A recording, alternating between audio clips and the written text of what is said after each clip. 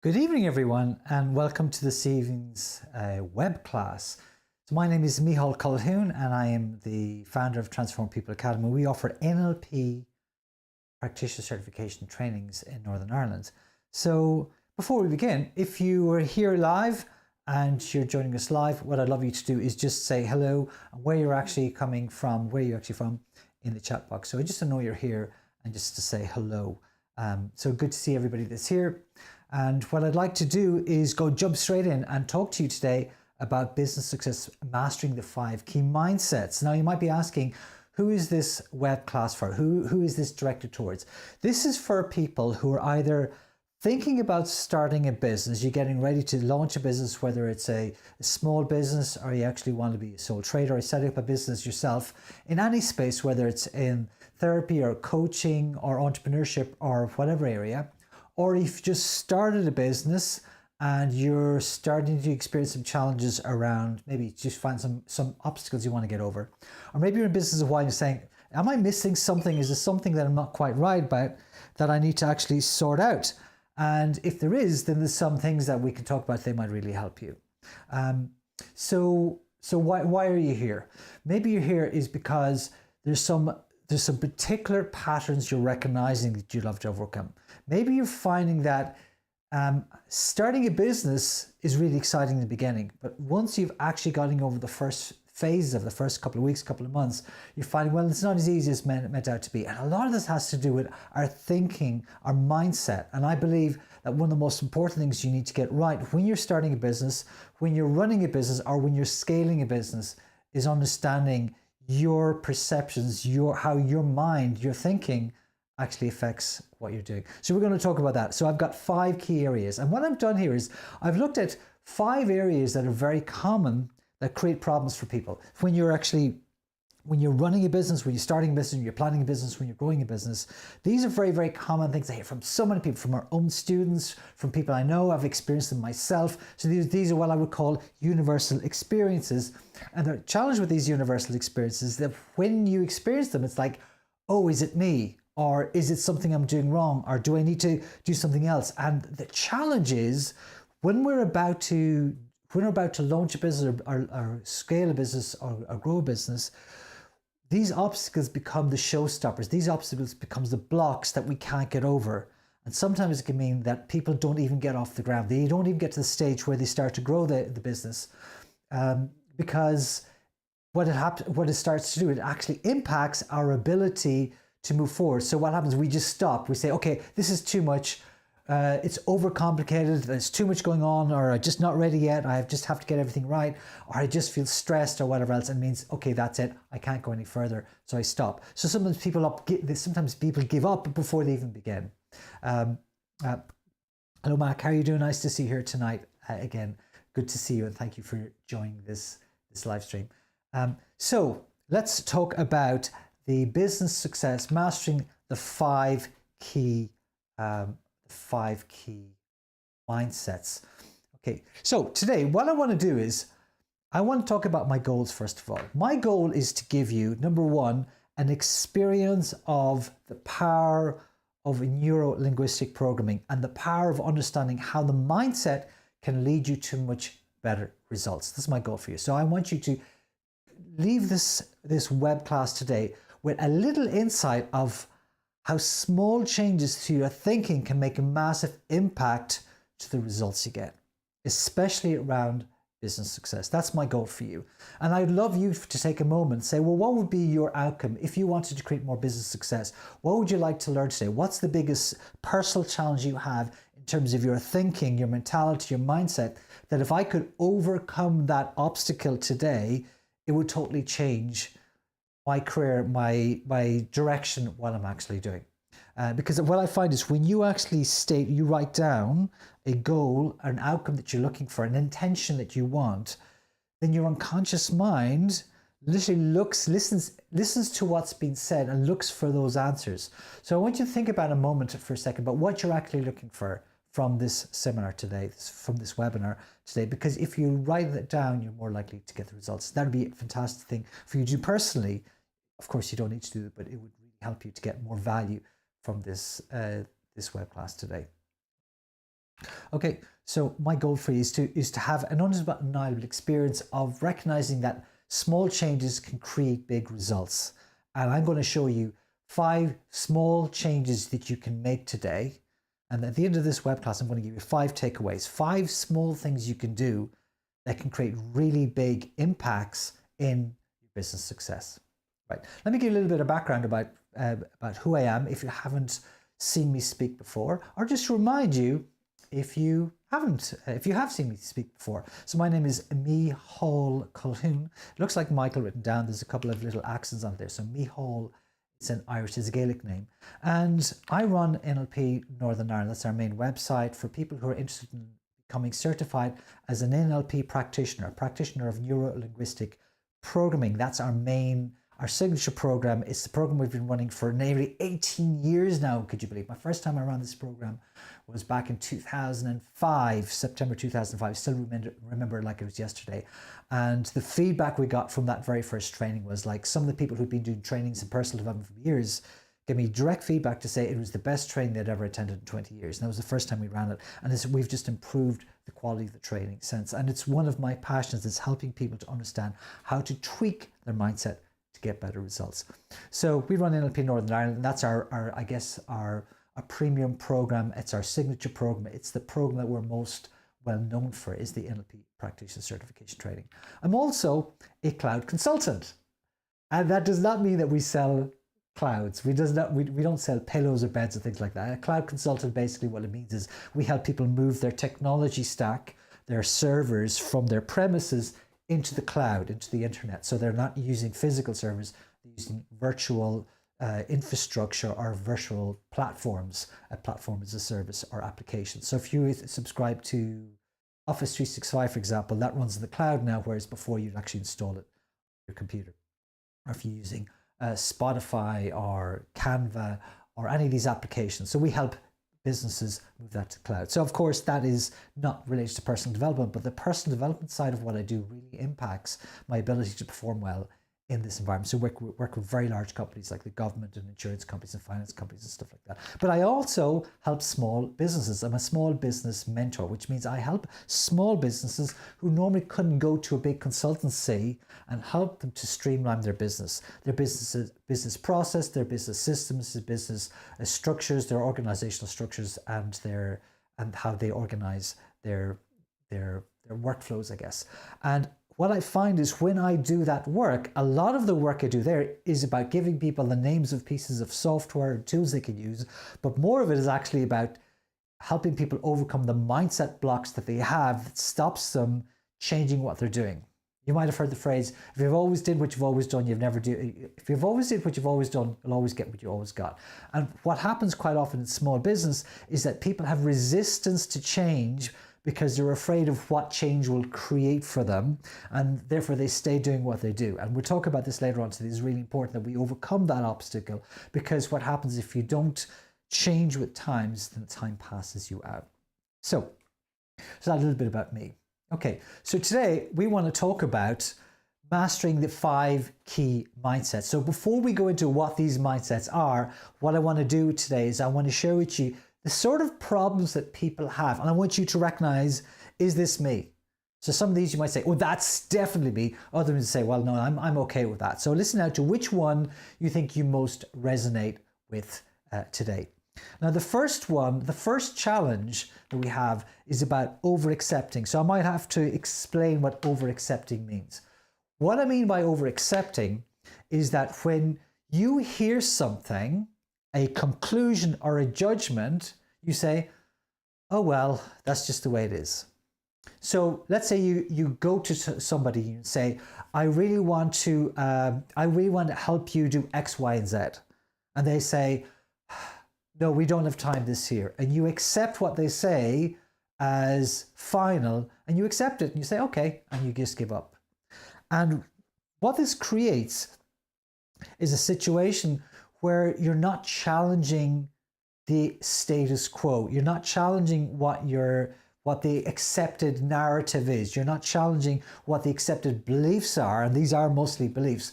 So then you couldn't continue your way. And what it means is that you end up accepting what's given to you rather than challenging it and saying, well, what do I need to do instead?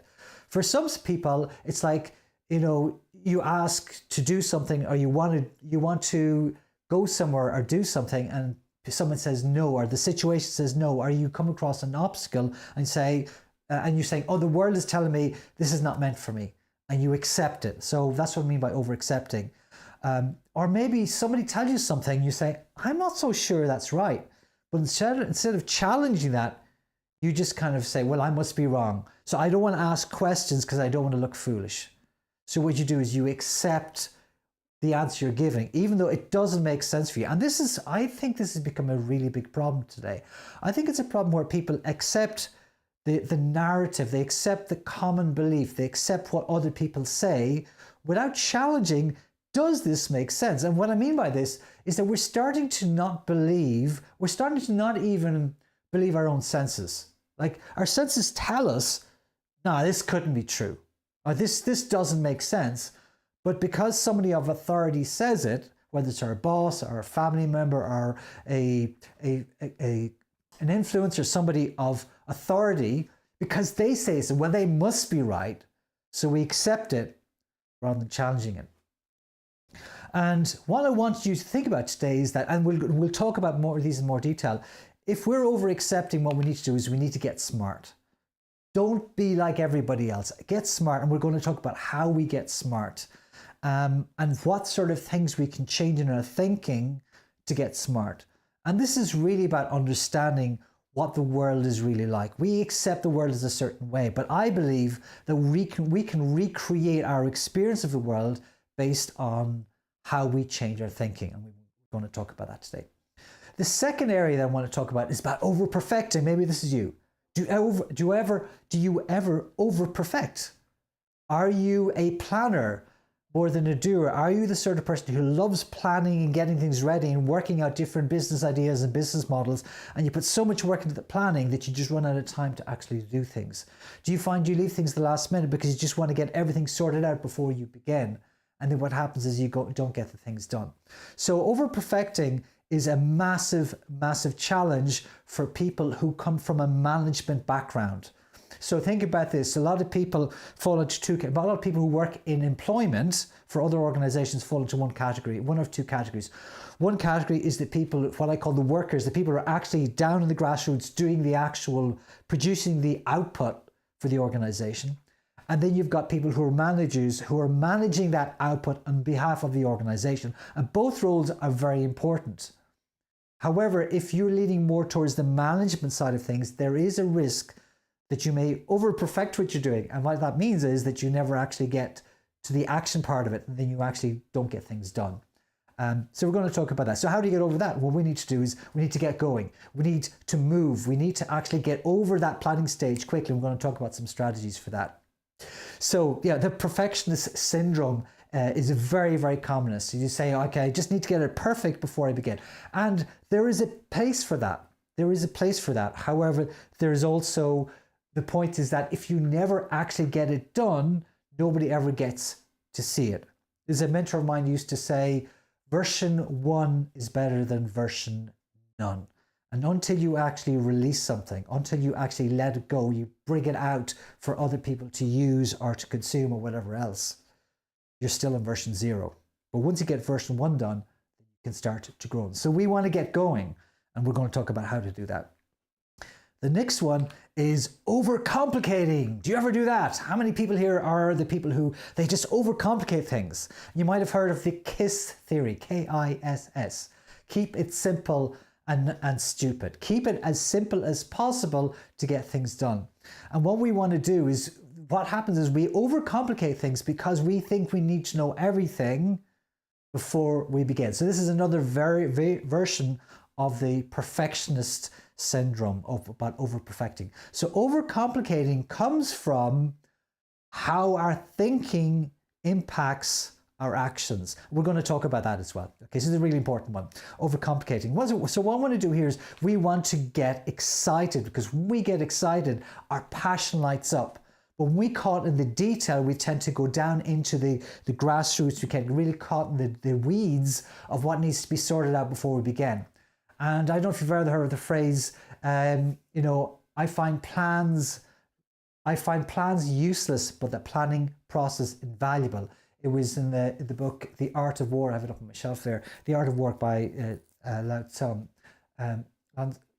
So what he talked about was that while plans are really great things, what happens is it tends to be that the process of planning is more valuable than the plan itself, because once you get more information, you're probably going to find that the plans aren't as relevant as I thought you were. You have to replan.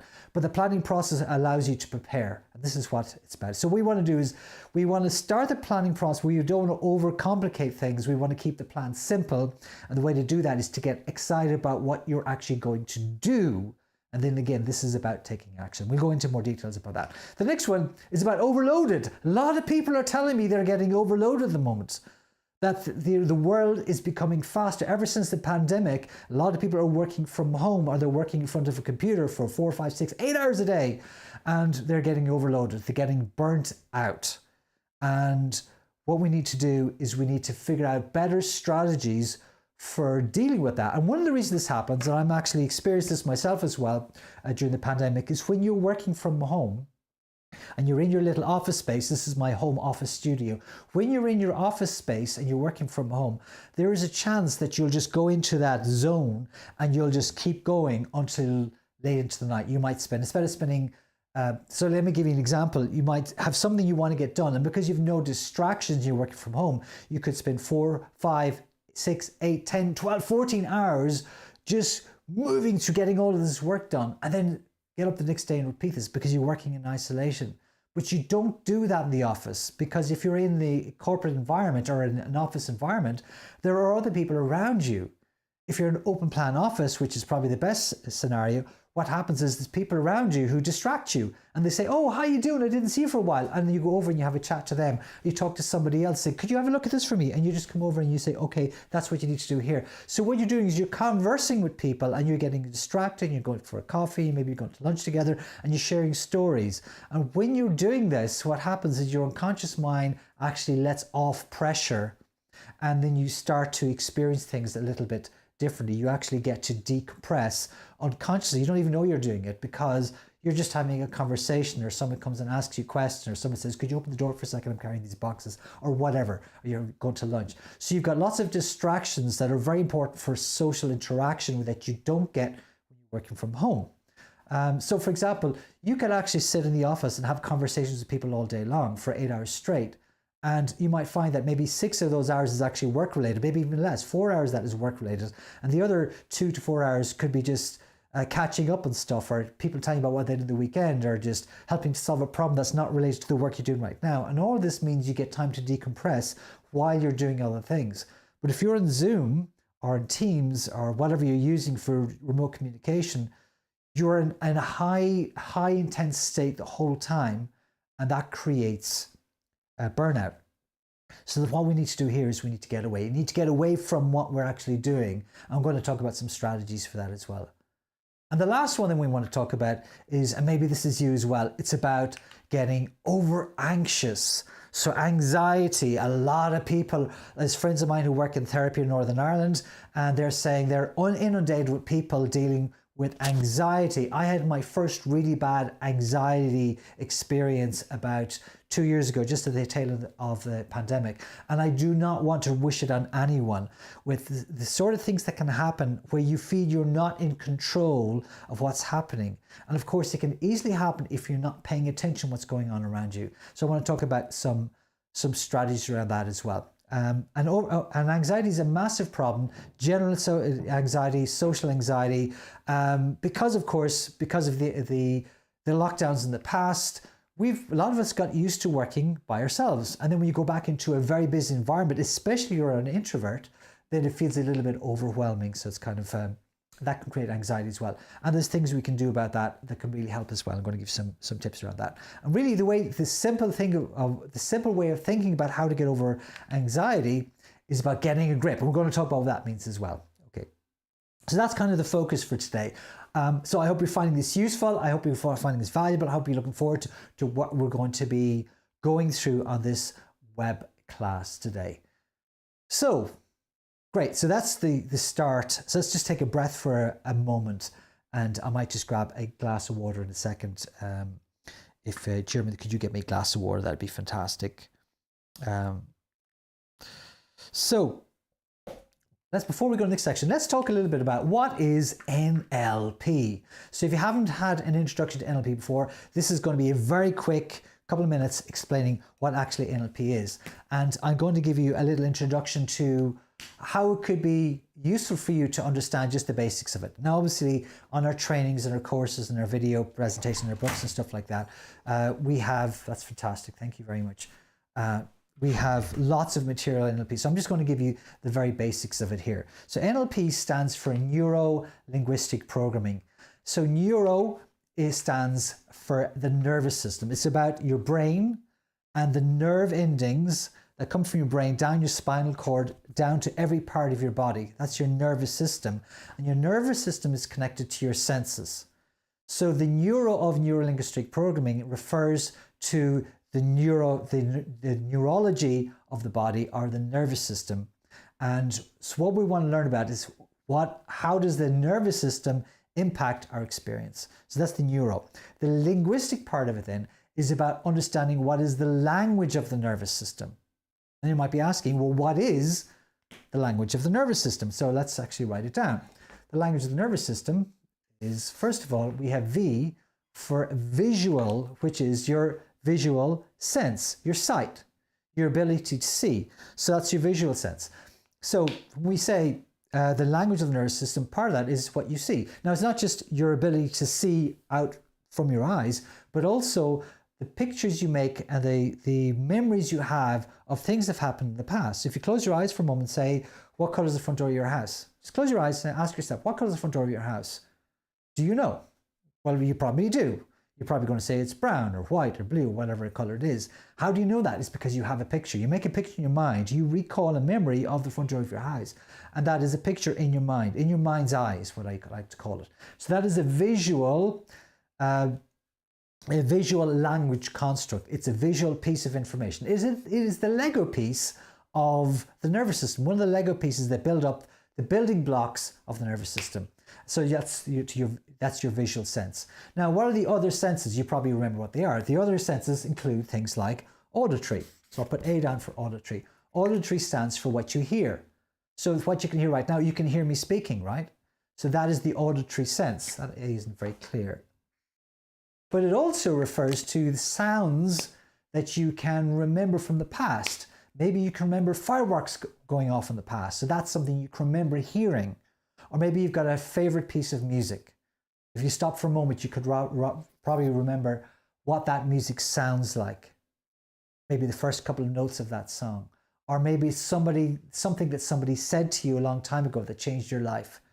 So that's the sound of those words. But it also could be things in the future. You can imagine what would happen if you got an amazing result in your business. Maybe what somebody would say to you. So you can imagine the sounds of that. So these are the Lego pieces. These are the building blocks of our experience that go through the nervous system. So that's the A of auditory. We also have the kinesthetic modality, which is we refer to as K. And kinesthetic means feeling or touch. And there's two aspects to it. One is how you feel inside. I feel excited. I feel intrigued. I feel curious. I feel fulfilled. I feel depressed. I feel sad.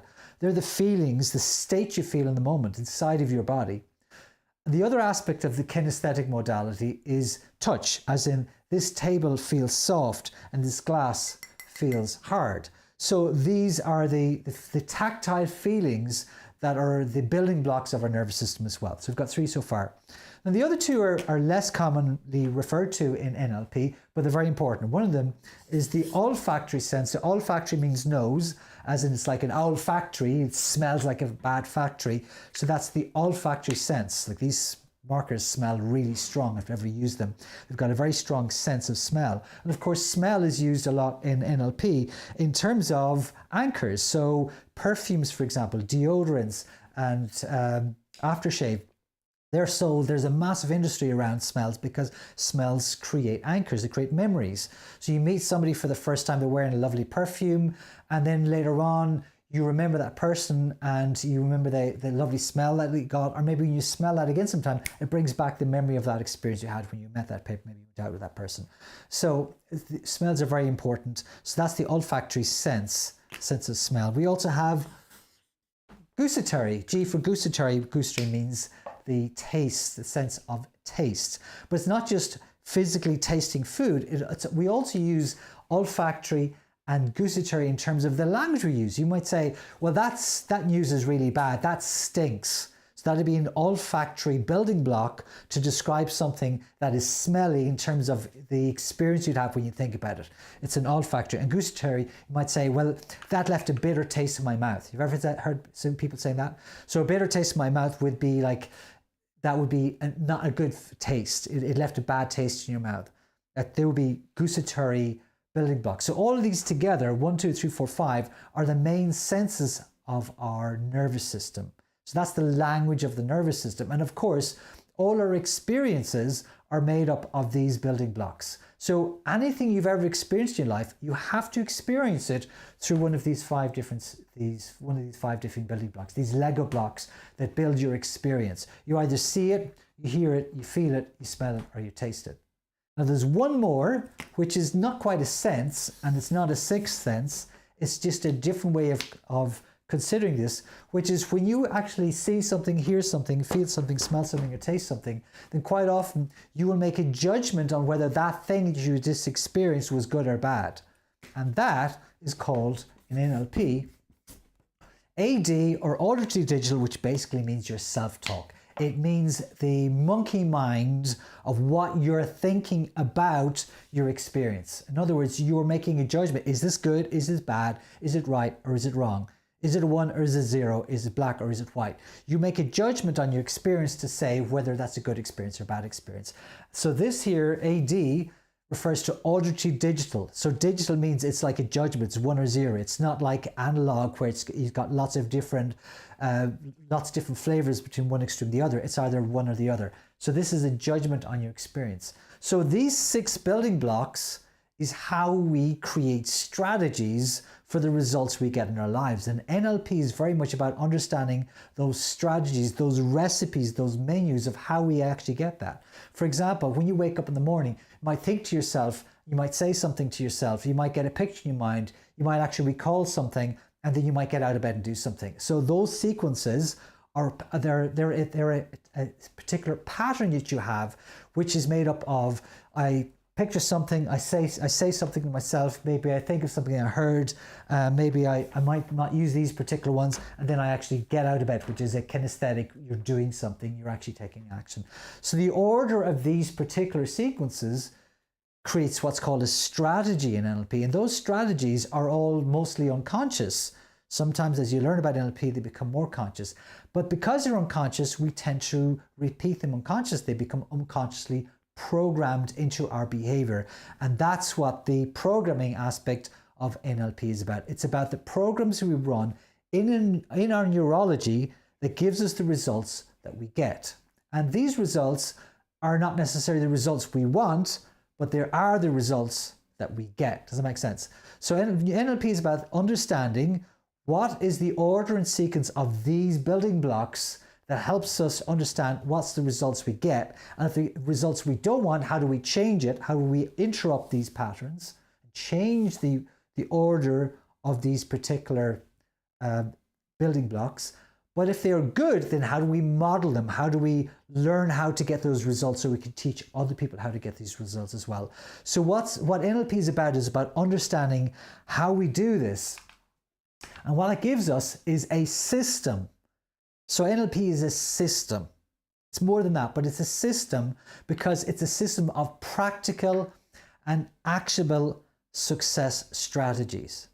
It teaches us how we can actually model other people who get really good results and then be able to take actionable steps to create similar success strategies for ourselves. It's a great way of learning new things.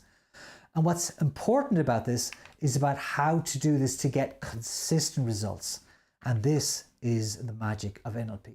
Because if I ask you today, Have you ever set a goal in your life and achieved it? You probably would say, yes, I've set goals and I've achieved goals. Yes, I have definitely have set at least one goal in my life that I set down to set that goal, and then I've gone out and I've achieved that goal. So achieving goals is not the challenge. But I could also ask you, have you ever set a goal in your life that you didn't achieve, that you went out and you really tried hard to achieve that goal, but you didn't get there?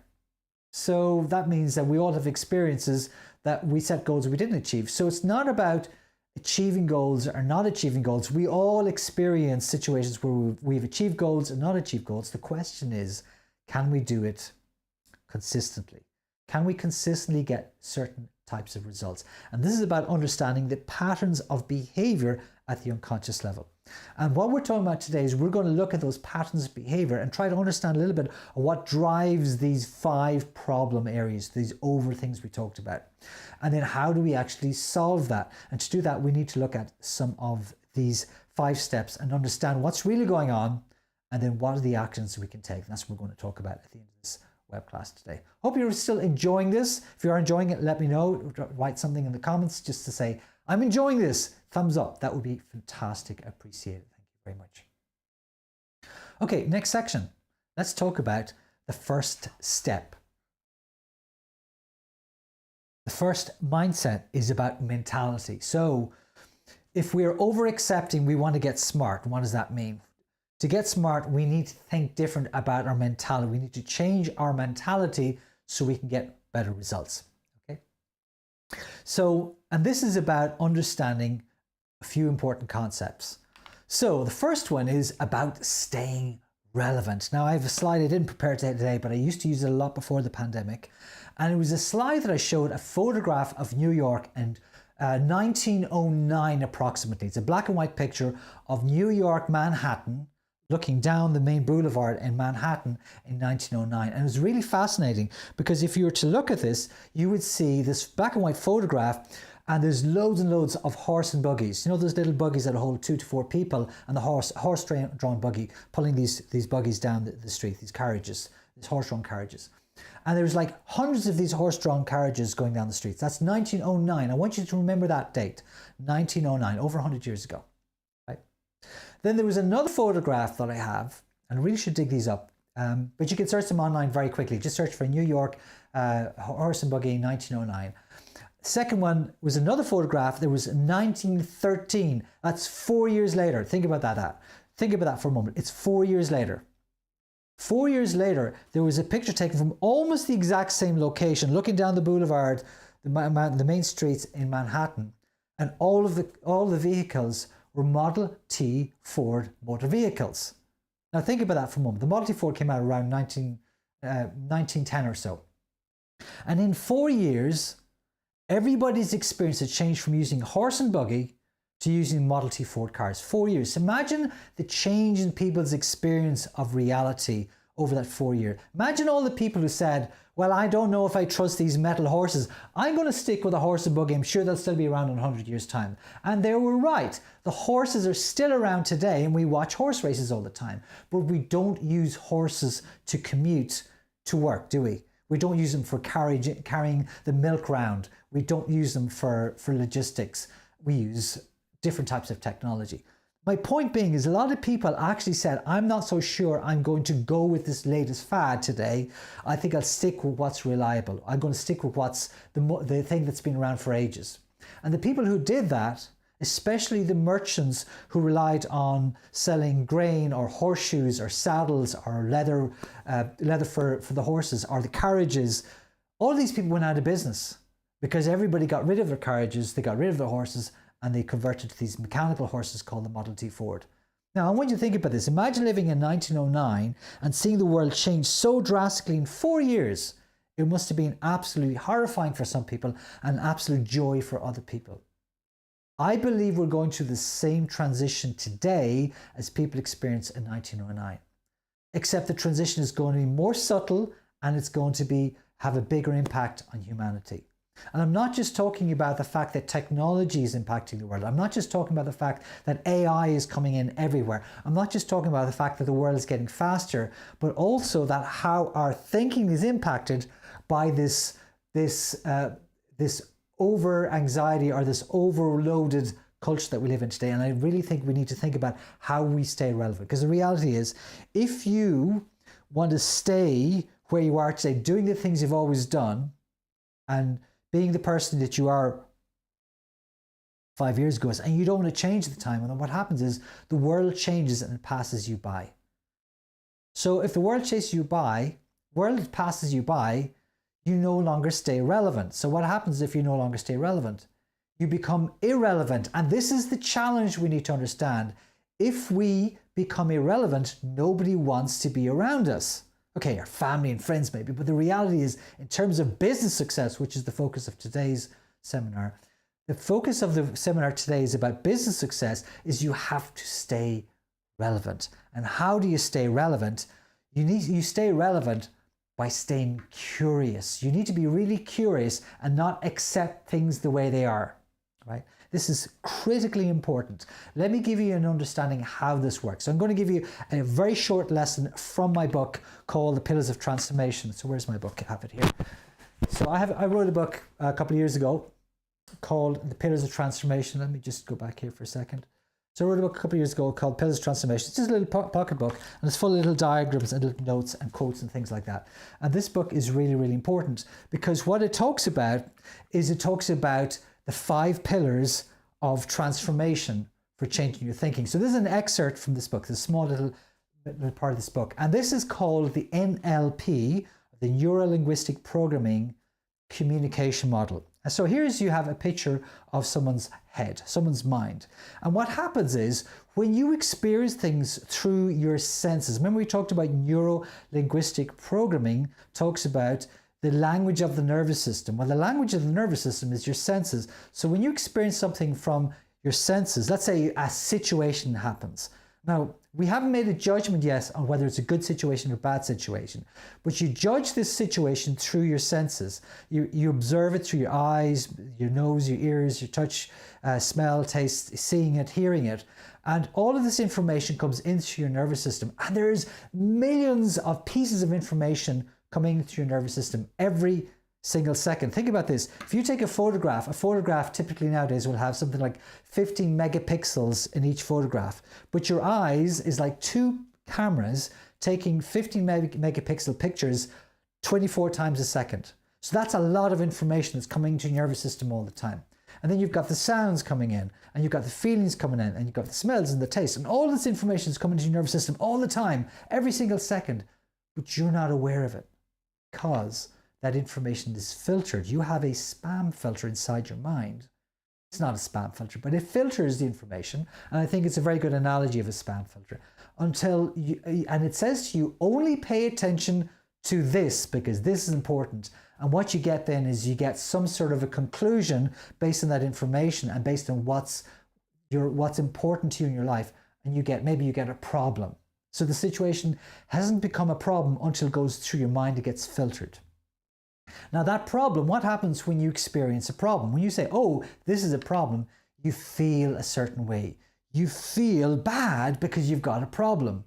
Now, when you feel bad, what happens to your behavior? Your behavior might not be the best behavior possible, because maybe you're in a panic situation. Maybe you've got anxiety, maybe you've got fear, maybe you've got fear of missing out. Something's happening, and what happens is you behave in a way that's probably not your best behavior, which means you're probably not getting your best results. Now, imagine for a moment that this spam filter works the same way as an email spam filter.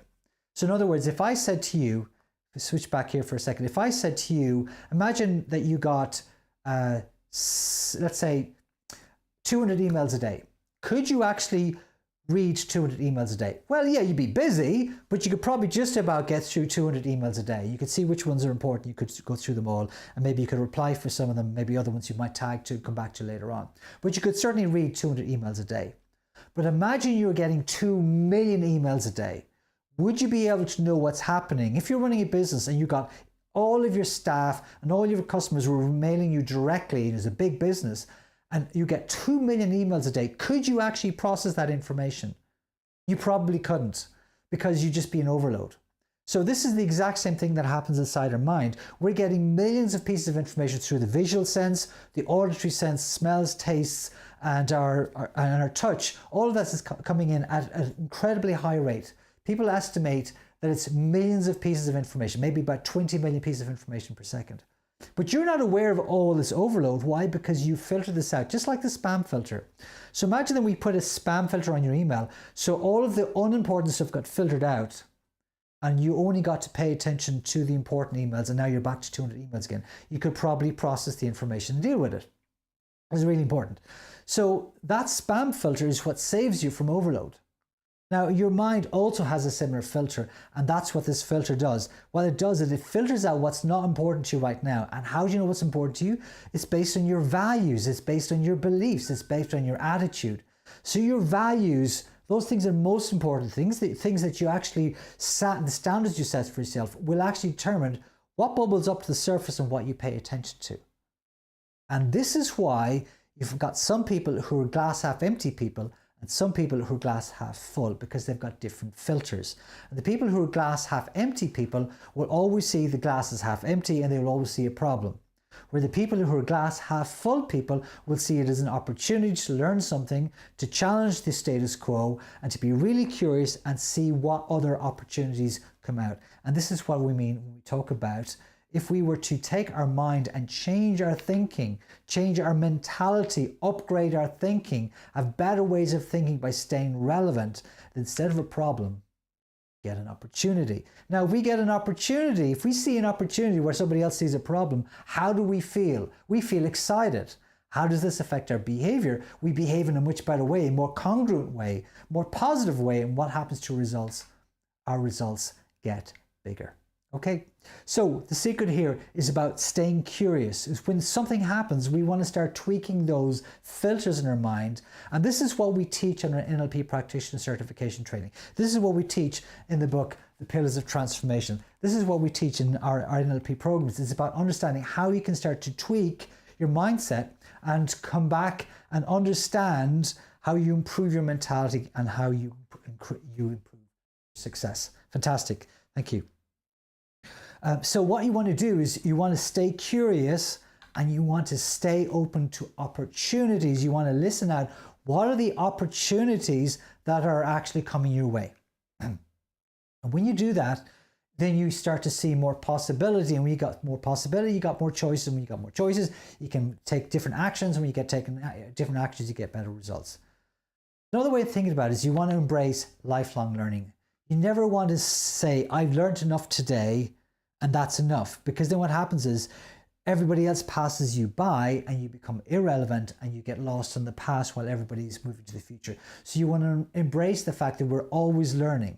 I remember back in 2011, I took a siesta, I guess you could call it, or break for a couple of years. And I said, okay, I've spent enough on training and learning and personal development. I've done yoga, meditation, NLP and hypnosis and Kundalini yoga and lots of different sort of healing work and things like that. And so I'm just going to stop everything. I'm just going to take a break for a couple of years. And those next 2 years were the 2 years that I evolved the least that I have in my whole life, because I said, I've learned everything I need to learn now. That's it. I'm done. I don't need to learn anything else. But the reality is there's always more to learn. And we'll talk about why when we talk about a very important principle in the last of these 5 mindsets. Okay. So embracing lifelong learning is about recognizing there's always more to learn. Okay. So that is the mentality piece. It's about getting smart and improving our mentality, being more positive and being more curious. So let me know if you're enjoying this. If you're enjoying this, let me know in the comments below. I really would like to get your feedback, because it's always good to see people interacting with the live stream. Thank you very much. Okay, next step. Now that we're getting smart and we've improved our mentality, how do we get over the next challenge? The next challenge is about over-perfecting, and how we do that is we want to get going. We need momentum. This is the key word I want you to write down today. Momentum. So momentum is about recognizing what needs to happen to get motion, to get movement. Because in my belief is there's only 2 things you need to do in business, okay? Number 1 is you need to take the right actions. Number 2, you need to have the right mindset. And I believe if you take the right actions and the right mindset, you're actually going to get the right results. So one thing you need to say is you need to take action. And there's 4 different types of action we're going to talk about. And you may have come across this before. If you haven't, this should be a really great takeaway for you. There's 4 types of action. The first one is reaction. So reaction, is that the right type of action? No, of course it's not. So a reaction is waiting until something happens and then reacting to that situation. That's the last thing you want to be doing. So we don't want to have a reaction. We want to do some planning ahead. So then maybe you've got the wrong action. So the wrong action is where you think you're doing the right thing, but actually it's the wrong thing. And that can come from guidance or not getting right feedback from people. The next one is about inaction. So inaction is about saying, well, I'll wait and see. Remember we talked about the Model T forwards. Let's see if things are going to settle down. Of course, they never do. Things move on. The world always moves on. Tide and time waits for no long. So inaction is not the right response. And the final one, which is the correct one, is right action. The right action, and how do you know what's the right action? When you look at what other people have done who've got similar results that you're looking for, and you model what they do. This is what NLP is really good at, is modeling success from other people. So the right action is about recognizing what works, okay? Not copying people because they're doing it, but what works in your context, with your background, with your experience. We'll talk about what that experience looks like later on. So we don't want reaction. We do not want this. We don't want the wrong action. We don't want to get bad advice. We don't want to get advice from people who are not preaching, they're not walking the walk and talking that they talk. You want to make sure that you're not going to do nothing, which is inaction. You want to take the right action, which is getting advice or looking for people who've already figured this out and learning from those people. This is why lifelong learning is so important, is you want to learn from people's experience and take that feedback and apply it to your life. The way you do that is you need momentum. Life loves momentum. When you get momentum, you feel good because you're moving, you're making progress. When you're sitting still and you're not moving anything, it's inaction. What happens is you start to stagnate and you become irrelevant. So it doesn't mean being a crazy person, running around crazy all the time. What it means is that you're always moving towards your goals. I met a person once and said to me, I don't know why, I just feel depressed. I just feel I don't have direction, I don't have focus. Nothing seems to be happening in my life. And I said, okay, what goals have you set in the last year? He said, goals? What do you mean goals? What goals have you set? Have you set goals for New Year? Or have you got goals for what you want to do? He says, I've never set goals in my life. He says, well, how do you feel about what you're going to do in the next 6 months? He says, well, I just wait and see what happens. That's reaction. That's reacting to what happens. So when you set goals and you measure your progress against those goals, then when you get there, you feel fulfilled. You feel full because you feel you've actually achieved something. Look, I put it this way. If you've never done anything in your life but react to other people's questions and other people's queries, your whole life has been about reaction, you're never going to feel fulfilled in life because you've never actually went out and got something yourself, decided I want to go and do this and do it and get the results. You're never going to have that sense of fulfillment. But when you set goals for yourself and you go and you get those goals, you feel good. My secret insights to fulfillment is this. I don't believe life is about being happy. I really don't believe life is about being happy. Yes, it's good to be happy. It's good to be around people because people make you feel happy. Some people do, some people don't. The reality is that if life was about happiness, then all the drug dealers and all the addicts and all the gamblers and all the people who are addicted to things that make them feel good wouldn't be examples for society. And the reality is that alcoholics and drug addicts and all these people who've got these addictive habits, the reason they have these habits is because they want to be happy. They want to get high. And the reality is that getting high is not the answer. The answer is actually being fulfilled. And how do you feel fulfilled? You set goals that accomplish good things. And when you achieve those good things and you make a difference in your life and the people around you, you feel full, you feel fulfilled, and that gives you a sense of satisfaction and gratitude and enjoyment. And that's what life is really about. It's not about being happy, it's about being fulfilled. And of course, fulfillment gives you a sense of happiness. So it's important that you understand the distinctions between them. So what do we want to do? We want to take the right action and we want to have the right mentality. Now that mentality is really interesting because for a lot of people, their mentality sounds good on the surface, but actually isn't good in reality. And what we're talking about here is about understanding what's the right action to take and what's the right mentality to have. Okay, so I'm just going to change the slide here because I realize there's something missing here. I'm just going to, sorry, just change this for a second and we'll go to the next step.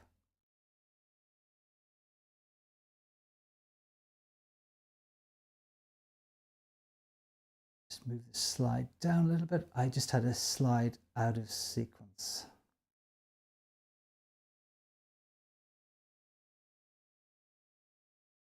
And we're done. Good, so let's continue on. So the next one, it's about getting excited.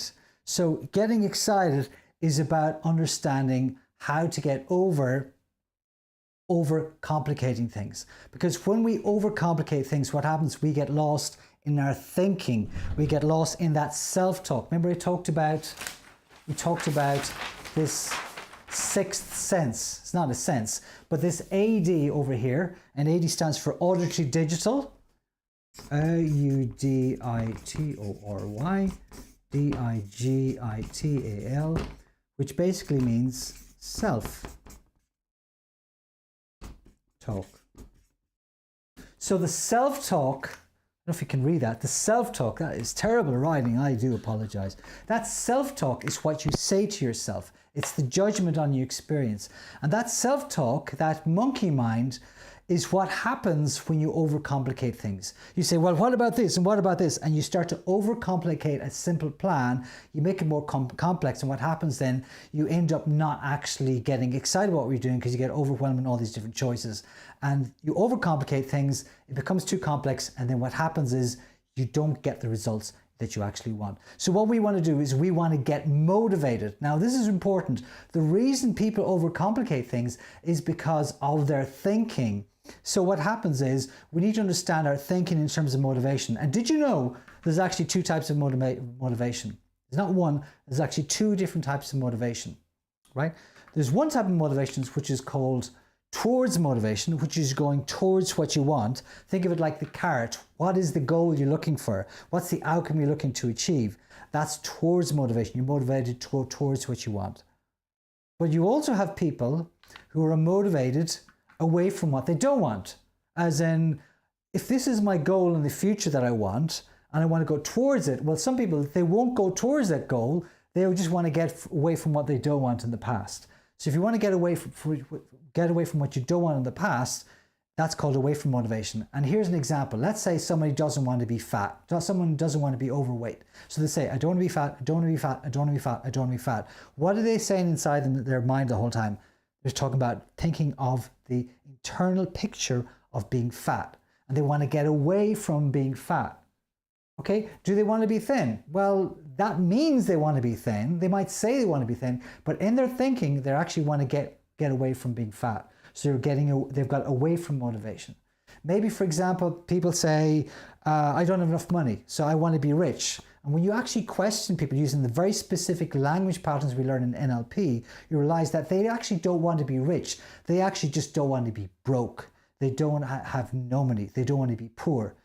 So they might talk about wealth and all the rest of it, but when you question, you go down to the deep structure of the meaning of what they're talking about. Actually, what they're saying is, I don't want to be poor.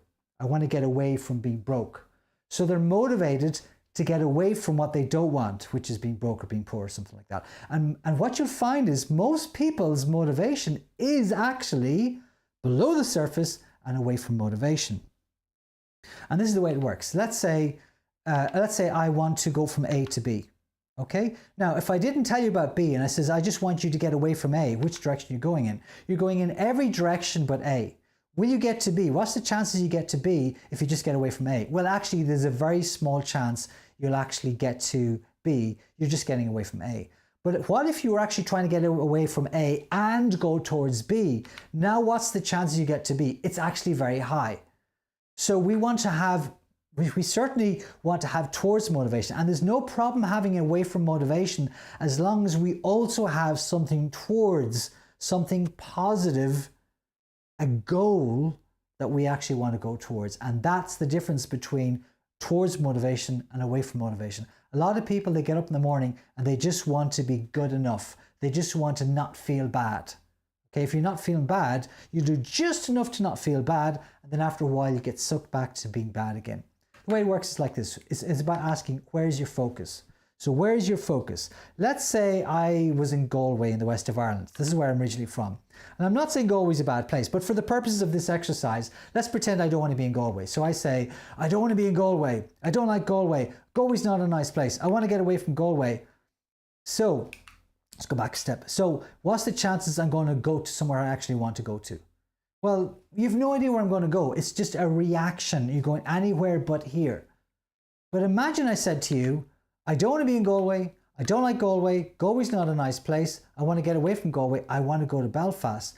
Now I've got direction, and this is important. So now I go to the place I actually want to go to. So I'm currently in Belfast, and that's why I put the diagram here. Just for clarity, Galway's a beautiful place. This is just an example. I'm just saying that for the purpose of this, we use that Galway as a place, but Galway is actually a beautiful, beautiful town, and I actually quite miss it. I haven't been there for a couple of years now.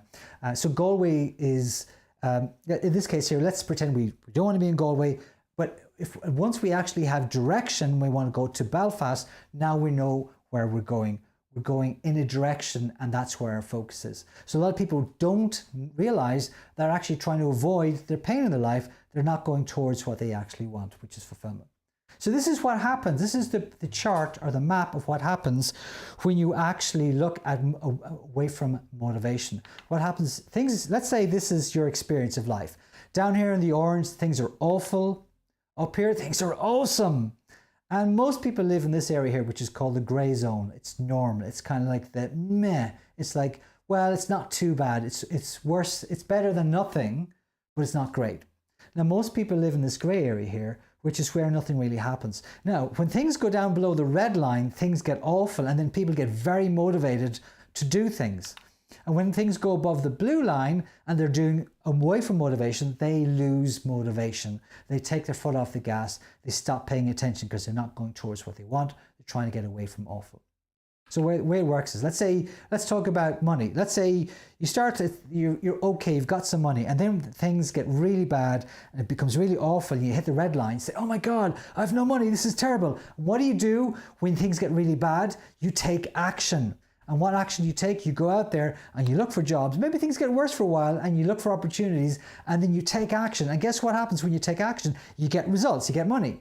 And then what happens is you make more and more money. And then at a certain point you say, well, actually, you know what? I have plenty of money. I have enough money. Things are no longer awful. They're okay. So what happens to your motivation? Your motivation disappears because you're no longer motivated to actually get away from being broke, because you're not broke anymore. So then what happens is you take your foot off the gas, you stop doing the things you used to do, you take it a bit easier, and before you know it, you actually start to lose money again, and you go straight back to where you ended up. You hit the red line again and say, oh my God, I'm broke again. How did this happen? Then you take action, you get results, you make money. And this pattern repeats over and over again. So how many people have you experienced a situation where you go from being broke to having money, to being broke or having money? Or maybe you lose weight and then you gain weight, or you lose weight or you gain weight, or there's something where there's a repeating pattern that goes between two extremes. That's what motivated away from activity looks like. And we want to fix that. Now, let's say you decided to fix this, and you give me a call and say, Mihal, I really want to fix this. Can you help me? And says, yeah, sure. Let's do some coaching together. Let's work out a plan, and I can do that. And we'll sit down over like 6 weeks or 12 weeks, or whatever it is, and we'll work through some of your motivations, and we'll clear up some stuff from the past that actually allows you to be more towards motivated. And when you're more towards motivated, you naturally want to go towards what you want instead of trying to avoid what you don't want. And that gives you a very different experience. So then what happens when you've upgraded your thinking and you're more aligned to what you want rather than actually trying to avoid what you don't want, your motivated experience is very different. It looks a little bit like this. Again, at the bottom, you've got awful, you've got the gray norm, which is normal, and then you've got awesome up here. And this is the zero-sum gain point down here at the bottom, the gray line. So you do your breakthrough, you have an experience, or you do an NLP training, you have an experience, you clear up all your away froms, and now you're going towards what you want. What happens is things start off slow, and they slowly build and build and build, and they plateau out to a really nice experience of awesomeness. You feel fulfilled, and there's none of this chaos patterns going on in your life anymore, because you're going naturally towards what you want. And the great thing is, you don't even have to think about it. You set your intention, you program that into your unconscious mind using NLP, and you're naturally drawn towards the results that you want to get, and it changes your life. And this point up here creates constant and consistent motivation. Remember, we talked about NLP is about getting constant and consistent results. The reason we do that is because we clear up the problems in the past that create away from motivation, so we get toward what we want. So here's a question for you. First question in this section: how to recognize away from patterns. How would you recognize if there's away from patterns in your life? You do it by asking yourself the following question: to what degree are you experiencing a pattern in your life, a repeating occurrence in your life around the very thing you're trying to avoid? Some people, I remember one person, I showed this at a seminar, and a person said, "Oh my God, I just realized something." I said, "What did you realize?" "I've been in so many different relationships. I was in this person in a relationship with this person and this person and this person and this person. I realized there's nothing in common with these people and these relationships except one thing." I said, "What's the one thing?" "Me." "Oh, so maybe I need to change how I relate to people." And his mind was totally blown. I thought that was really interesting. But it's not just about that. It can be in any area when you've got repeating patterns where you're trying to get somewhere, but you end up in the opposite place to where you actually want to get to. This is very, very common in some millionaires and even billionaires. What they do is they gamble it all because they want they want the chase. They're looking for the big success. And then when they get the big success, they're not motivated because their goals aren't big enough, and then they lose interest. And then they self-sabotage their experience, and they lose all this money. And when they lose this money, they have to start all over again, and they love the challenge of building things up from the beginning again. And this happens over and over and over. My belief is that if you actually were to sit down with an NLP practitioner or an NLP therapist or a coach or someone who's trained in NLP, and then heal up the past and change these mental patterns, so now you're working more towards what you want, then you could get consistent results and feel really fulfilled all the time. And that's really what we want to do. I believe if we could change the world, we'd teach everybody NLP and would make such a difference to the world. And I have a vision, and I'll share with you. If you come join my training, I'll tell you what that vision is. Okay, so that's that one. So that's the second aspect of what we're talking about today. And the next one is, what do you do if you're actually, if you're overloaded and you want to deal with overload? Well, what you need to do is you need to get away. And what we're talking about here is meditation. Now, I don't meditation in the typical sense. I want to give you a different example of that today, because sometimes people think meditation is sitting like a yogi going till 2 o'clock in the morning. And I've done that. I've done a lot of meditation, a lot of yoga therapy work in the past. And it's very, very powerful. However, it's not for everybody. People have different experiences. They're looking for different things. So I want to give you a simpler way of doing this. And what we want to do here is I want to teach you a very important principle first. I want to teach you the difference between business and busyness.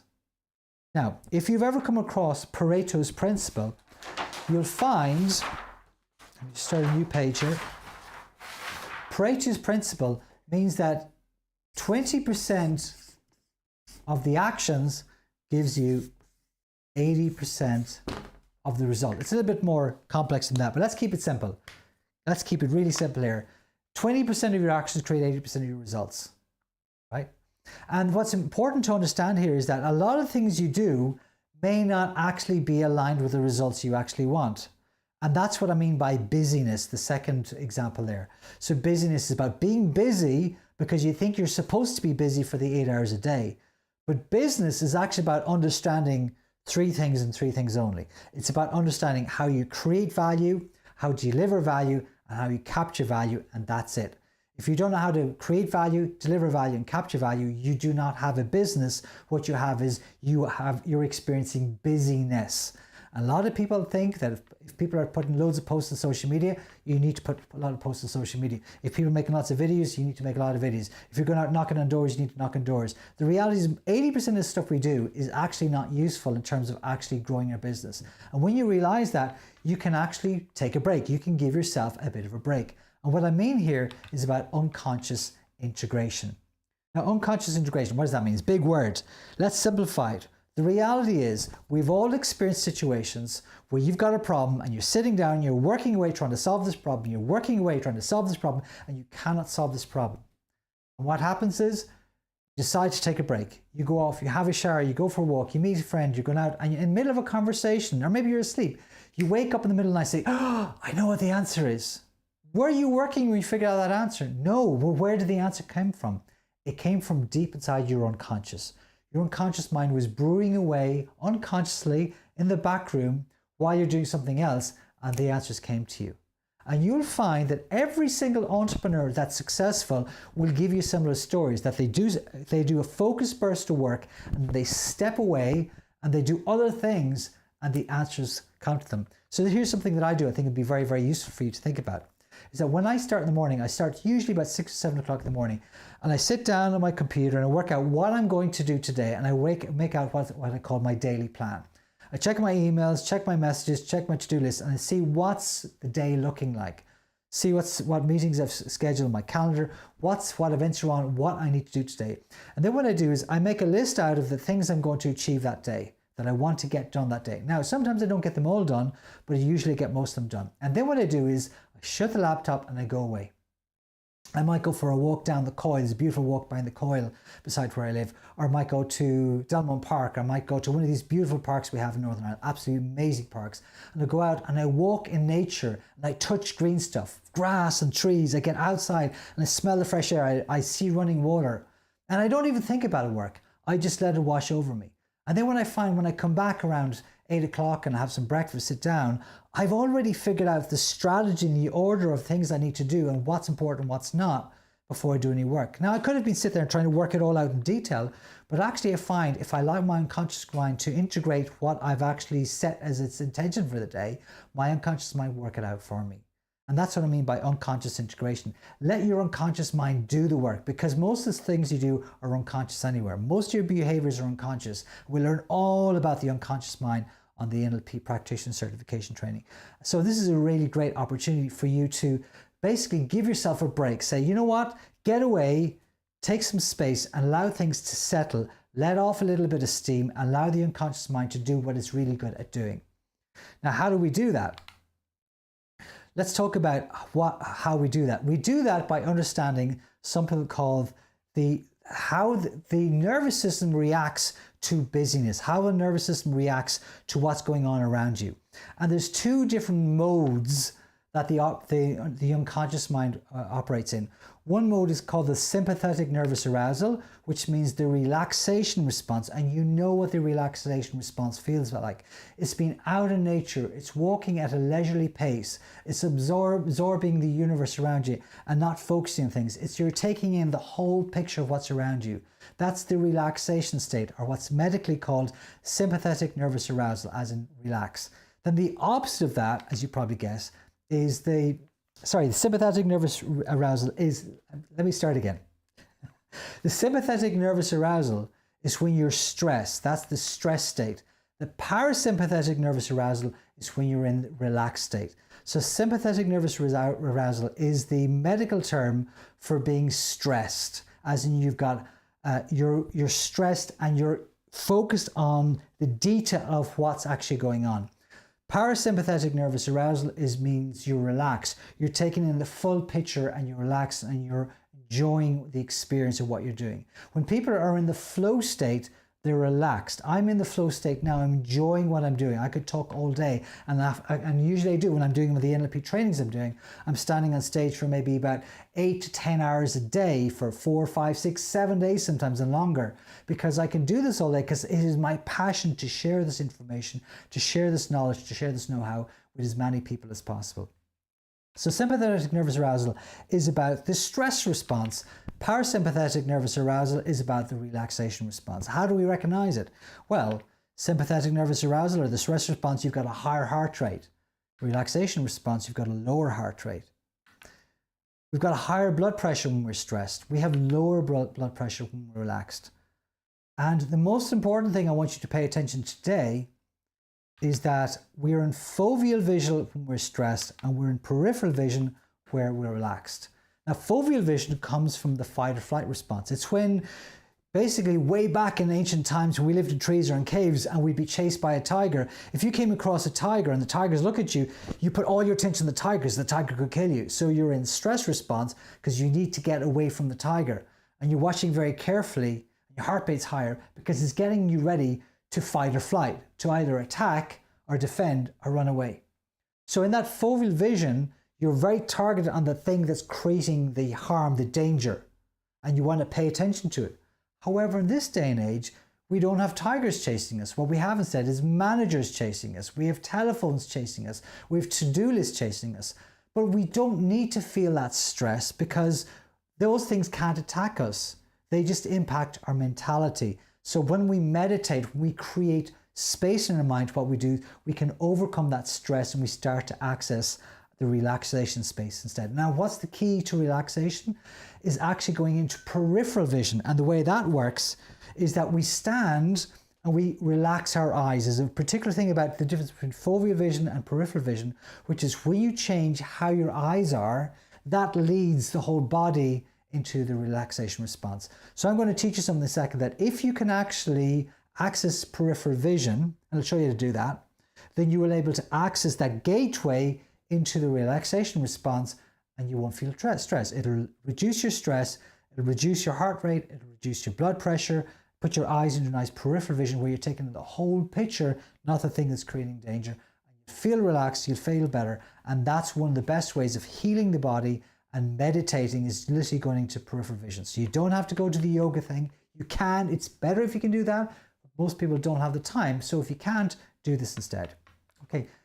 And of course, what happens is in the stress space, you're conflicted, but in this relaxation space, you're actually in a healing state. This is why it's so important for people to go out in nature. And it's not just about nature. It's about when you're in nature, you're looking around, you're taking in the whole picture. And of course, when you take in the whole picture, your eyes go into peripheral vision as opposed to foveal vision. And that's what tricks the body into going into the relaxed state.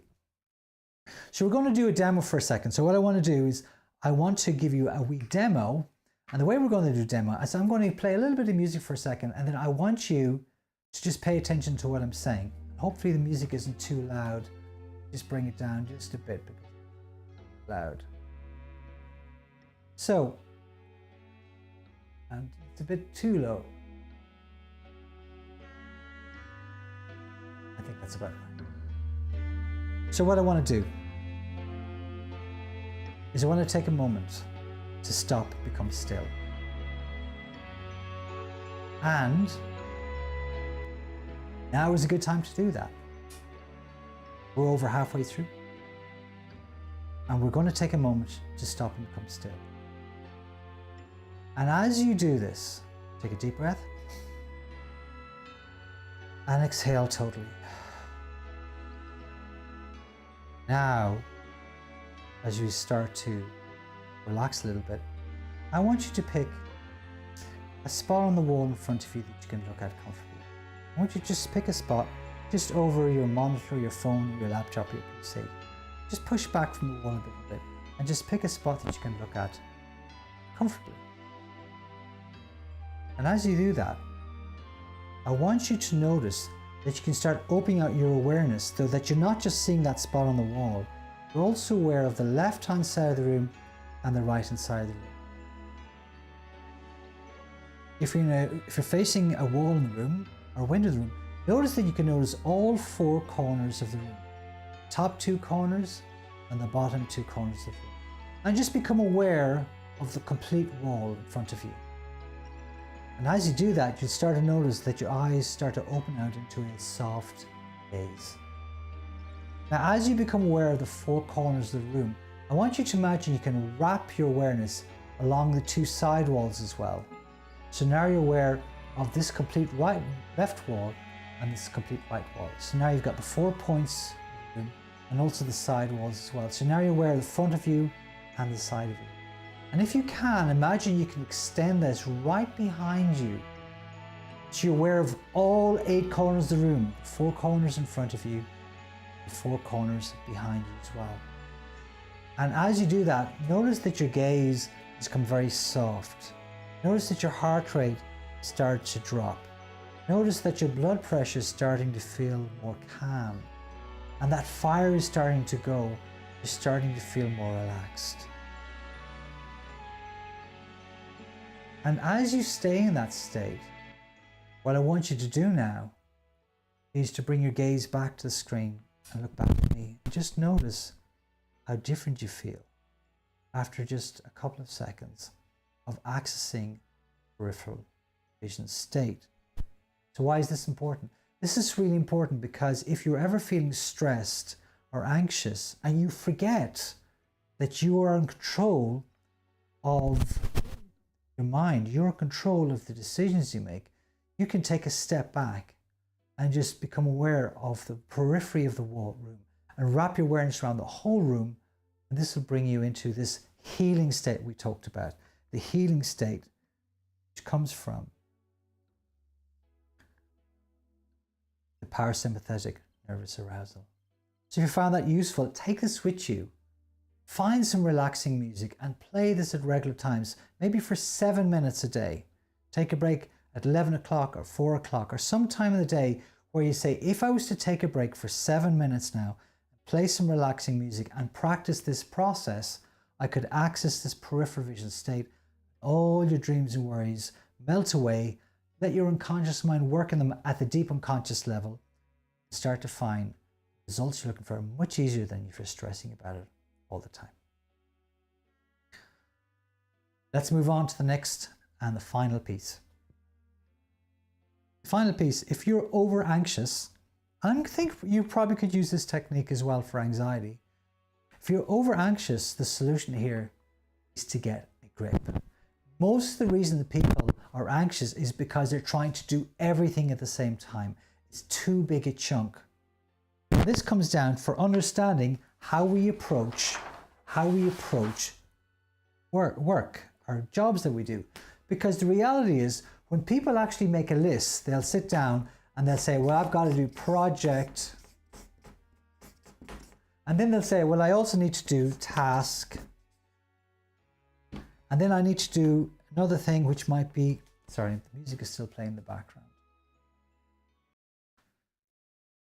We've got job 3, and then we've got task 4, and then we've got project 5, and we've got task 6.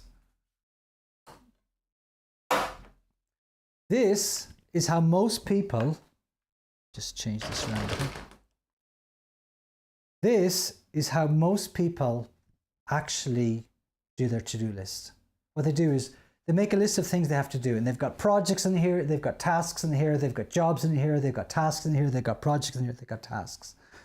And what I want you to think about is that if you want to get a grip, really understand how to manage overload, the way you do it is by actually grouping things by the same type. So projects need to be kept on a list with projects. So you take your projects and you put them on one list. You take your jobs and you put them on a different list, and then you put your tasks on a different list. In other words, we don't mix up apples and oranges. You want to look at your list, and when you actually want a list of things you want to do, you only want to look at tasks. You don't want to be looking at jobs and projects. Projects need to be broken down to jobs, and jobs then depend on tasks. And what's a task? A task is one piece of work that you can do in a single sitting. In other words, if your single sitting for you is an hour and a half, a task can be done in an hour and a half. And it takes longer than an hour and a half. You have to take a break and come back to it. That's actually 2 tasks. So break things down into chunk-sized pieces of work called tasks that you can do in one sitting. And if you can't do it in one sitting, it's not a task, it's a job. You break it down to tasks. So projects depend on jobs, jobs depend on tasks. And what that comes down to is understanding how to stop mixing up apples and oranges. Stop mixing big jobs and small jobs and tasks. Because what happens is at the end of the day, you look at your task list and say, okay, I've done task 2, I've done task 4, I've done task 6, but there's no way I can do job 3 in project 1 and project 2 because they're too big. So what you end up with is a list, making a list that you only got part of the list complete. You don't have it all finished. Why not? Because you can only do tasks. You can't do jobs, you can't do projects. So everything needs to be broken down to bite-sized chunks. So this is one of the tips that I've used from different practitioners of NLP and experts who've mastered this over the years, and things that I've mastered myself. There's another book that I think is a very good one, which is one called Getting Things Done. And Getting Things Done is really about understanding how you manage what needs to be done. And it's about breaking things down into things like this. And this is really, really helpful. But what it means really is that instead of trying to just brute force try to solve problems, think about how you can start to solve problems through other people's expertise. So mastery is about understanding models of excellence. Who has already solved this problem? I remember I talked about lifelong learning. With the lifelong learning, there's always somebody you can learn something from. And when you learn something at a deep level, it speeds up your progress and it helps you have business success. And to give an example of that, I want to talk about the Dunning-Kruger effect, which is really, really important. So the Dunning-Kruger effect, this is an example of it here. And there's a few different variants of it. And this one I particularly like is that if you look at knowledge, what you know, and you were to compare knowledge of what you know between a novice, someone who's an apprentice who's getting some skills, and someone's an expert, you're going to see a very, very different curve on the knowledge chart. So this first curve here, this curve here is really about understanding what I think I know. So in the beginning, when you start off, you'll find that people at the very bottom of the curve, what they think is they don't think they know very much because they're novice. They know they're novice. But very quickly, a novice will get to the point where they feel they know a lot, but they're still a novice. And this is normally what happens when people do personal development trainings. I see a lot of people who they come into personal development training, they learn a whole load of theory, but they haven't practiced this yet, and they think they know lots. And the reality is they don't know lots yet because they haven't practiced it. This is why NLP practitioner is about practicing NLP. It's about practicing the techniques that you learn from us. And then what happens is you become like an apprentice, a practitioner, someone who's practicing something, and you get better at it. Then you realize, actually, I don't know as much as I thought I knew. And then as you become an expert, you probably realize, well, actually, I know even less than I thought I knew, but I know some things. So if you look at someone who's really good at something, they'll tell you something like, I'm an expert at something, but I wouldn't say I know everything. I just know more than other people in that area. Whereas somebody who's quite a novice at it might say, I know everything in this area, because they don't realize how little they don't know. It's the unknown unknowns, I think is the way that people describe it. So what you think you know is a very interesting curve because it goes up very, very steeply, then drops off as you start to experience things. I've been in software development for about 18 years, and I can tell you there's so much I don't know about software development. Now, I learned a lot. Some people would see me as an expert and they pay me good money to do what I do in the consultancy. The reality is that the world's always changing. So thinking that you know everything about something means you're unlikely to learn new things. But when you say, well, actually, I'm not so sure I'm an expert, I know a lot and I know how to find the answers, that's a lot more valuable. Whereas young people who are very new to the IT industry are more likely to say, yes, I know this and I know this and I know these areas and I'm really good at it. But just knowing about how something works doesn't mean you can actually use that to create excellent results for other people. So the first curve here is about what I think I know. The second one is really interesting. Is what I think, what I realize is left to know. So quite often novices will say, well, I don't think there's much more left to know. It's only when you go out and experience it, you realize there's so much more that there still is left to know. And this goes on through your life, that the more you learn, the more you realize there is to learn. That purple line is really important. It means there's more to learn. And this is why leaning on other people who've already figured it out is so important, because they won't just give you the example or the answer that you're looking for, but they can also tell you about the journey and how they got there. And it's really important. The third one is the true model of knowledge, which looks like a pretty linear graph. This is what I actually know. So people start out, they know a little bit of information, then over time they get to know more information. Now, the challenge that people have is they actually climb that orange graph and they get to the top of that hill and they think they know everything. Just for reference, the Dunning-Kruger, that first peak there, that's actually called Mount Stupid. I always thought it was really funny. So Mount Stupid is where you think you know everything, but you know nothing really. And you'll see people who are, especially in social media or influencers, will say things, yes, this is what you're supposed to do. And the reality is most people don't know what you're supposed to do because everybody's experience is different. But when you're shouting from the rooftops saying, I know the answers, then what you're doing is you're actually saying you think you know. The reality is you still have a lot to learn, and everybody's in the same boat. And the great thing about this is that when you actually are open to learning, when you're curious about what more there is to learn, then you lean on people who already know how to do this. And this is the great thing about NLP. NLP has left an amazing trail of techniques behind, which is the models of mastery, the models of excellence. And there's so many areas that NLP gives you very, very clear-cut strategies, whether it's goal setting, where it's speaking from stage, whether it's business success, whether it's entrepreneurship, whether it's sales, whether it's therapy, whether it's education, whether it's relationship. There's so many models that are well understood now, these models of mastery that are fantastic, but a lot of people don't know they even exist, so they try to figure it out themselves. And the reality is that these models are improving all the time, which means people who learn these models get the results faster and faster, and people who don't have more and more challenges and obstacles to overcome. So there we go, there we have it. So let's just have a summary before I give you a special opportunity today that if you are interested in learning a little bit more about what I do and how I help people in using neuro-linguistic programming. So let's talk about the summary of the 5 steps and the takeaways. The first one is get smart. So how do we get smart? We need to improve our mentality. We need to get really curious. To get going, what we need to do is we need to have more momentum. We need to move. We need to take the right action. To get excited, what do we need to do? We need to understand motivation, and we need to know the right form of motivation. We don't just want to get away from what we don't want. We want to go towards what we do want. That's called towards motivation. To get away, what we need to do is we need to meditate. We need to use some technique to get into peripheral vision, to trick the nervous system from going from the sympathetic nervous arousal to the parasympathetic nervous arousal, or the relaxation response, because that's also the healing state where all the answers come easily to you. It allows you to access flow.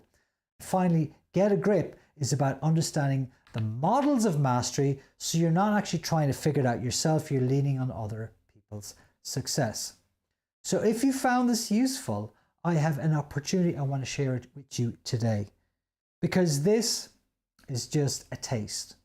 This is a taste, and what could be a possible next step? If you're open to learning more about NLP, I've got some really special opportunities I want to share with you tonight. I've got 3 opportunities I want to share with you.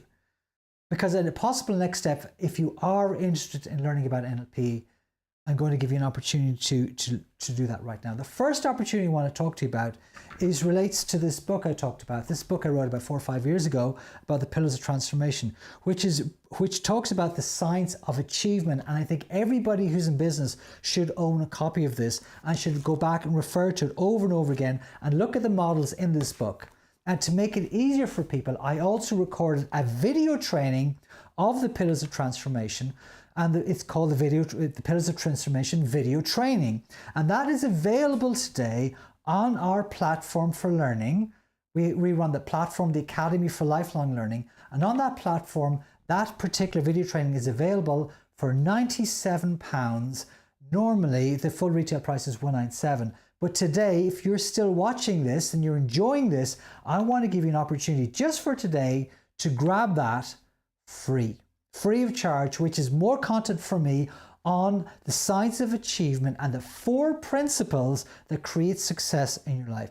If you're interested in grabbing that just today for free, then you want to take a photograph of this barcode, or put your camera up and go to the URL. If you can't take it, go to that URL straight away. Take a screen grab of this particular barcode and then use a camera later on to shine it on that barcode, and that'll bring you straight to a secret page, the Academy for Lifelong Learning, where you can get access to the Pillars of Transformation video training free. And if you do get that, I would love you to go and get the book as well. You can get the book from Amazon. Just search for the same name on Amazon, and it's very, very affordable.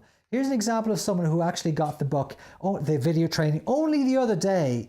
A guy called Justice Davies, a wonderful guy, a really great conversation with him in Nottingham last week. He said, can I just say that I've completed the pillars of transformation and I'm completely blown away by it. Since the Nottingham training, that's about 2 weeks ago now, my mind has been in overdrive. Some very dark things have happened in the past and that I was unaware that is carrying around. It has helped me to look at things in a completely different way and exercise those demons, excise those demons.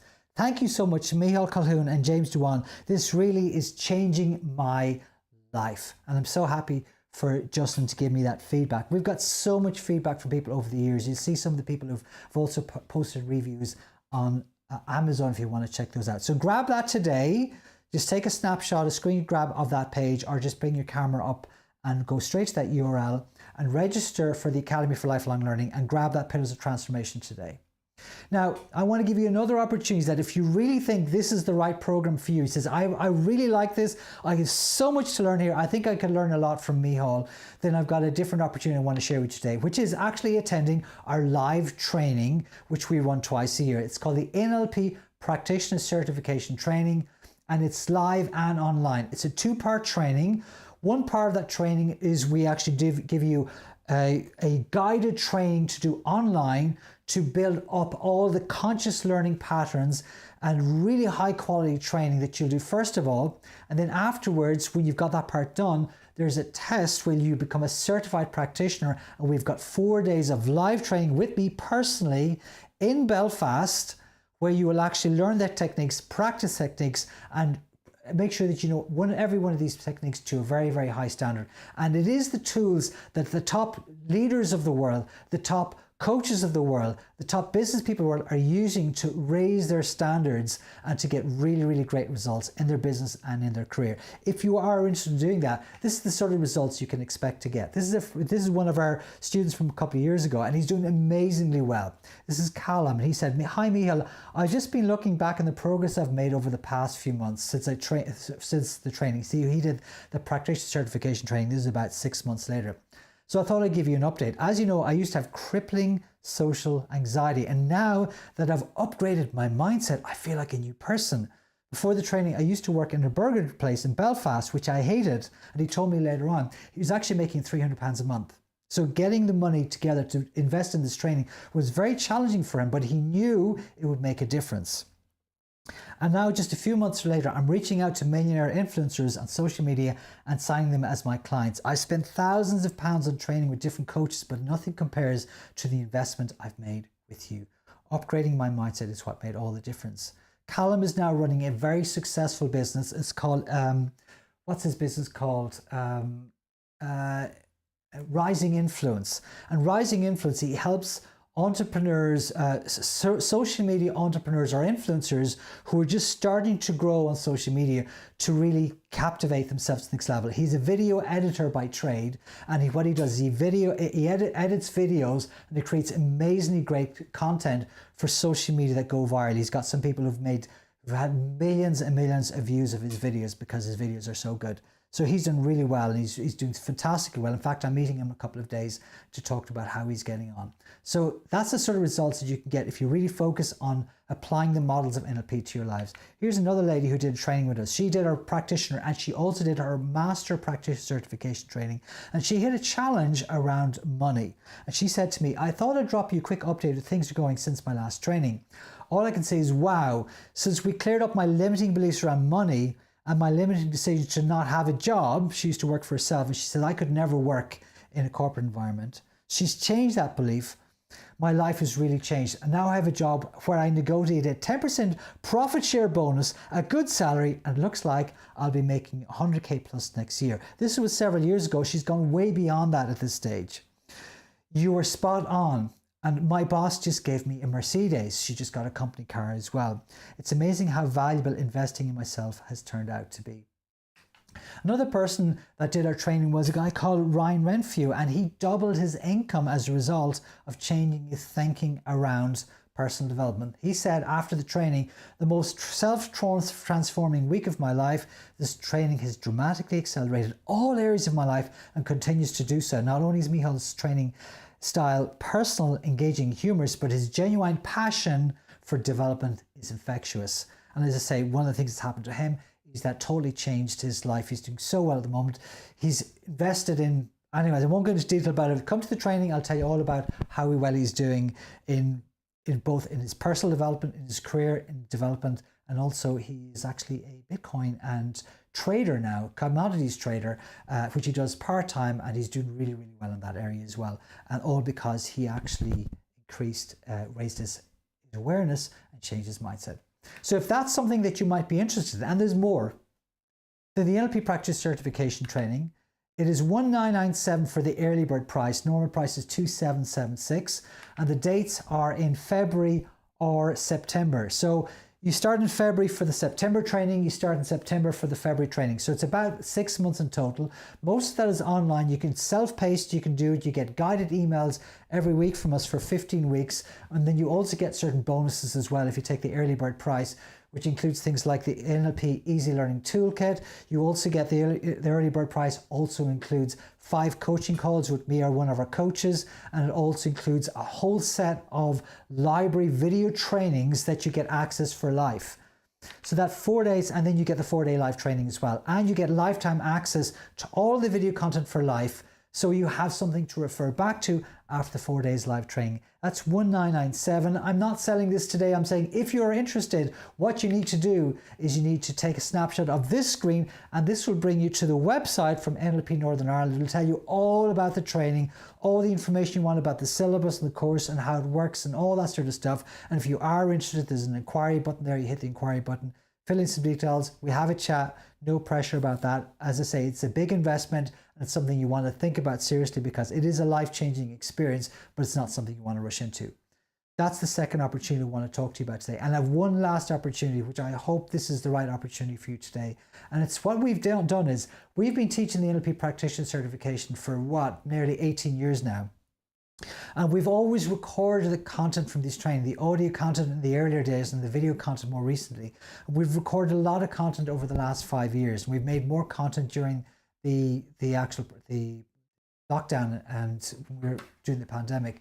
And what we've done is we've taken the best piece of these recordings of the live trainings, and we've put them together in a first step foundation course in NLP.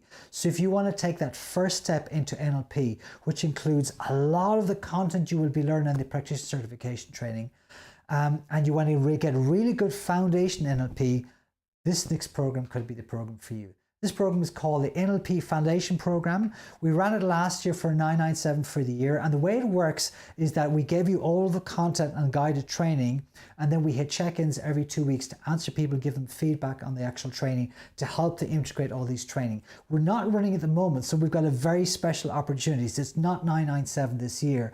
What we're doing is we're going to teach you all about mindset, all about motivation, all about messaging, all about modeling, and all about mastery.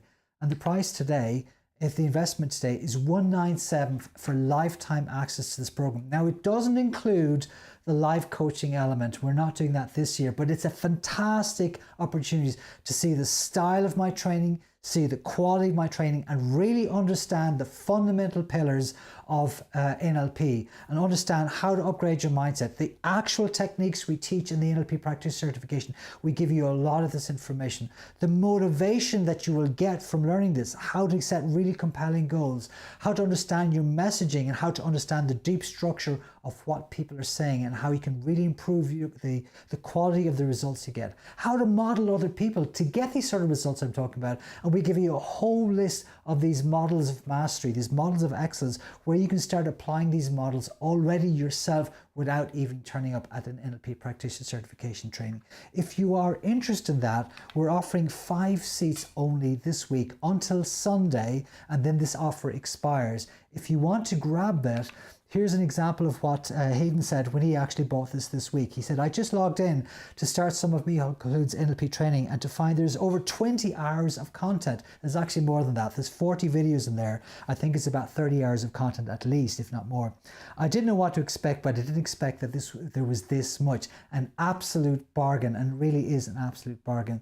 So the price today is $197. And if you are wanting to take that opportunity, then what you can do is you can scan this code. So what you you do is you click on that, take a screenshot of this page here, or scan it with your camera. It'll bring you straight to the page. You'll see that page there, and you'll see the top of the page says, get a solid foundation in NLP without a massive investments. Scan that, and it'll bring you straight to the page.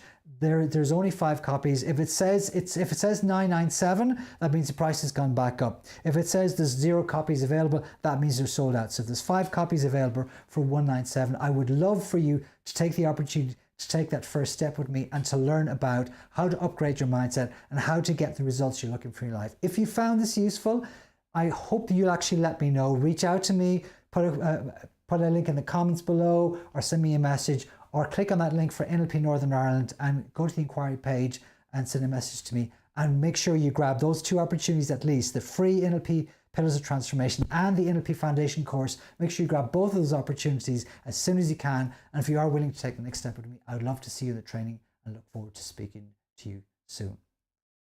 Have a wonderful evening. I'll speak to you all in the next video. Bye for now.